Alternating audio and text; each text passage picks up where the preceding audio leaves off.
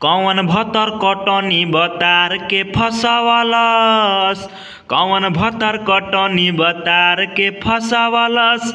हमारा के देखेला त खासे हो नाही नासे, तो हमर से जिया रहता उपवासे हो नाही नासे, तो हमर से जिया रहता उपवासे हो नाही नासे। तो हेलो दोस्तों, आपका स्वागत है हमारे YouTube channel writer Mahesh Prajapati में। तो दोस्तों, आज हम इसी सॉन्ग पर एक होली सॉन्ग लेकर आए हैं जो फुल और फ्री सॉन्ग है। काफ़ी अच्छा मैटर है, मार्केट में बजने वाला मैटर है, हिट होने वाला मैटर है। तो चलिए स्टार्ट करते हैं बिना समय गवाए मुखड़े के साथ। डाले खातिर रंग लेके ऐनी पीछे करिया, अरे डाले खातिर रंग लेके ऐनी पीछे करिया। हमारा के देत बाड़ू गरिया हो भौजी काहे, देखी बंद कैलू हमके केवड़िया हो भौजी काहे, देखी बंद कैलू हमके केवड़िया हो भौजी काहे। 15 बोला भौजी का लेबू अपन चोली के रंगाई, असोलिया में दे तू भौजी कमावा चलाई।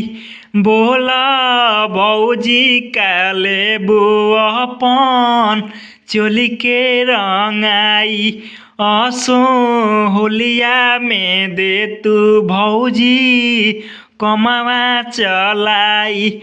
हई देवर तुहार भौजी हम खेलड़िया, हमारा के बुझलू अनड़िया हो भौजी काहे, देखी बंद कैलू हमके केवड़िया हो भौजी काहे, देखी बंद कैलू हमके केवड़िया हो भौजी काहे।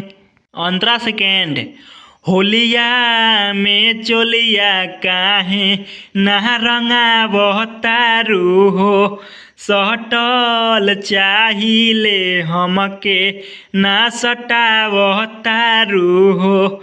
होलिया में चोलिया काहे ना रंगावतारू हो, सटल चाहिले हमके ना सटावतारू हो।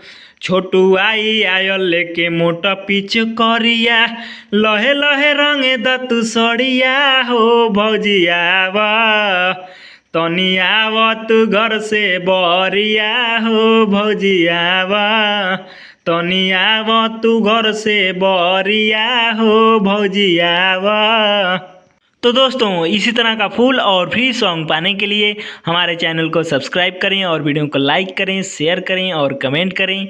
तो चलिए मिलते हैं किसी नेक्स्ट वीडियो में किसी नए ट्रैक के साथ। तब तक के लिए बाय।